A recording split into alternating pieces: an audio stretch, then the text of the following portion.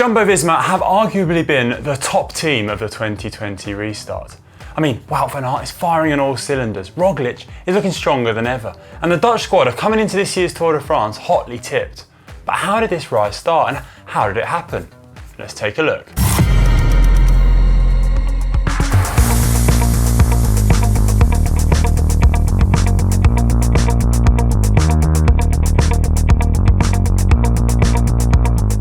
Jumbo Visma has actually been around for a while in various different names and forms. It's easy to lose track of the history of a squad when sponsors do change so frequently and so often. But the team actually started in 1984 when tensions emerged at the TI Rally squad between Peter Post and Jan Raas.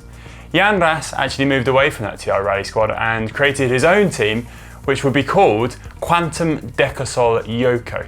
6 riders actually came across with Jan Raas to that Quantum team, and the rest, they say, is history. Jan Raas actually took up a managerial position at the end of that 1984 season and stayed in such a role until 2003. The squad had various sponsors and different names in order to last for such a long time. So it began in that 1984 to 1986 years as the Quantum Decasol Yoko team. Then it changed in 1987 to 1989 to Super Confex Yoko Colnago. Then it changed again for a further 2 seasons as Buckler Colnago Deca until 1992. Then between 93 and 94 it was called Word Perfect Colnago Deca. Then in 95 it was called Novel Deca, and then the Rabobank years began in that orange kit which we are all so familiar with. And the Rabobank years actually lasted for quite a long time, from 1996 until 2012. Then from 2012 onwards, it became Blanco, when the team didn't have a sponsor and ran with that famous name of Blanco, which later became Belkin in that season. And that was in 2013 to 2014. Now, from 2015 is where we first see the Jumbo Visma sort of name emerging. The team was called Lotto NL Jumbo, and that ran between 2015 and 2018 until we get to the 2019 season, and the name of the squad became Jumbo Visma, the team, and the name of the team that we now know today. I did say they had a long history, and they also have a rather long list of pretty star riders. So the team had a huge list of talent going back through the years. Riders such as Mikkel Bogert, Abdu Japarov, Job Jottemelk, Robbie McEwen, Eric Decker. The list just goes on and on. These are world-class stars that have been part of the team since its inception in 1984. The big change at the squad could be said to have happened in 2014 when a speed skating team joined the cycling team in a cooperation. Jan Ori and Richard Plugger set up Team Orangi, an umbrella entity which would look after both squads. The speed skaters started competing under that name in October of 2014, and the cyclists soon followed on the 1st of January in 2015. Indeed, on the team's website, cyclists and speed skaters are listed amongst each other. It's that much of a collaborative affair. Strong stuff, and well, it does seem to be working for them, doesn't it? Right, should we get on to wins, shall we? And the team has had a massive upturn of success in recent years. They took their greatest number of wins actually last year in 2019 with 51 wins in the whole season. And this is a steady year-on-year increase from 2015 when they actually took their lowest number of wins with only 6 wins in the season. What's more impressive are their GC victories. They took none in 2015, but again experienced a steady year-on-year increase until last year in 2019 when they took home a whopping 13 GC victories. It's pretty impressive stuff. And they actually finished 3rd on the UCI World Tour rankings in 2019, behind Bora Hansgrohe and De Koning Quickstep. So the claim that they are operating as one of the world's top teams is certainly not unfounded.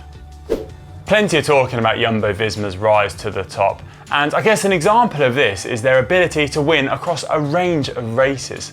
They target Grand Tours and achieve success, but at the same time they're taking wins in so many different places that they're really staying at the forefront of the cycling media and also cycling fans' minds.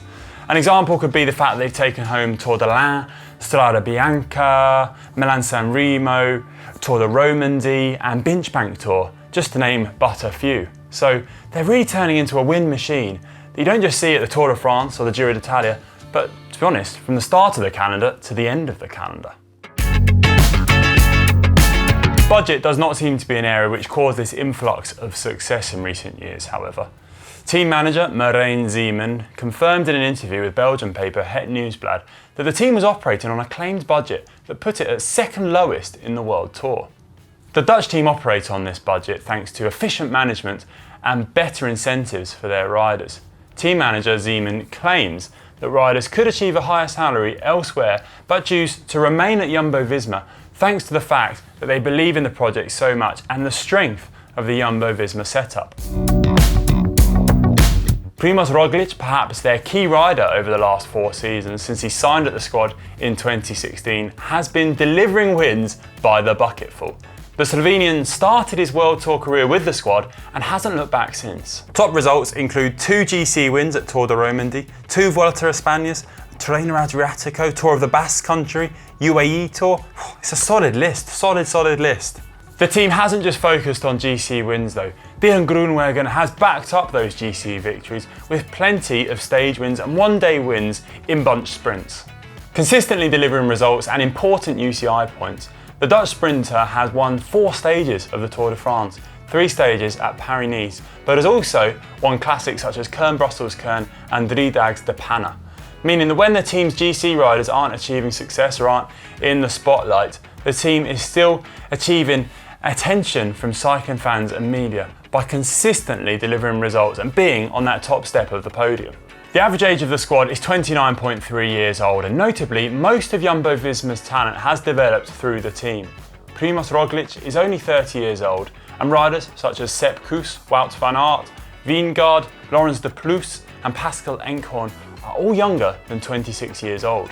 George Bennett, Sepp Kuss and Laurens de Plus are all young riders who have flourished with the squad, further proved by George Bennett's run of form at Il Lombardia and Giro del Piemonte earlier this month.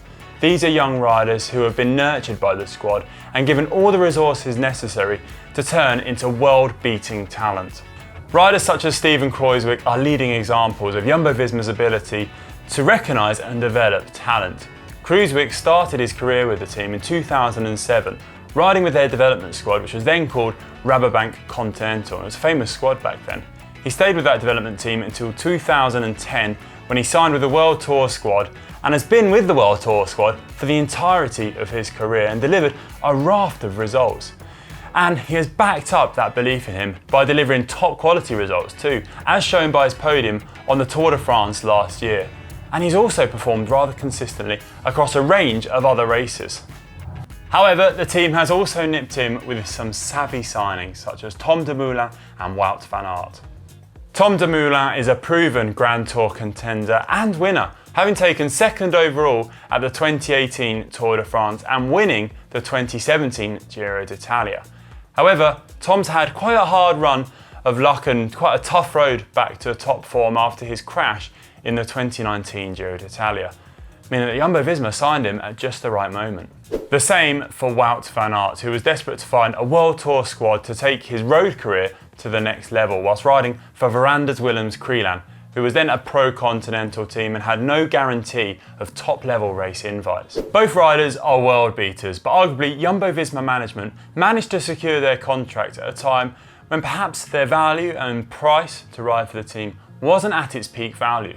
Further proof of the team and management's ability to sign key riders and maximise their budget efficiently in a way that will achieve results without splashing huge chunks of cash. The ultimate test for Jumbo Visma will be at this year's Tour de France. They are coming into their stride and for the first time looking like they can seriously challenge Team Ineos' stranglehold on the French Grand Tour. Who will end up on top? Time will tell. Let's get a poll going though on the GCN app. What do you think? Will Jumbo Visma be the top team at this year's Tour de France? Yes or no? Get voting on the app and I'll be really interested to see what you all think on this one. Personally, I'm voting yes. I think this year they're going to take it, you know. And also, don't forget, if you do have the GCN app and Race Pass, you'll be able to watch the Tour de France live and on demand. Worldwide, we'll have our new weekly show, World of Cycling, every Wednesday. And along with a special guest, we'll be giving you more expert insight and analysis about the Tour. We'll also have daily highlights where you can catch up on all the day's action in just a few minutes. Thanks for watching everyone. The Tour is just a few days away. time to get the popcorn out.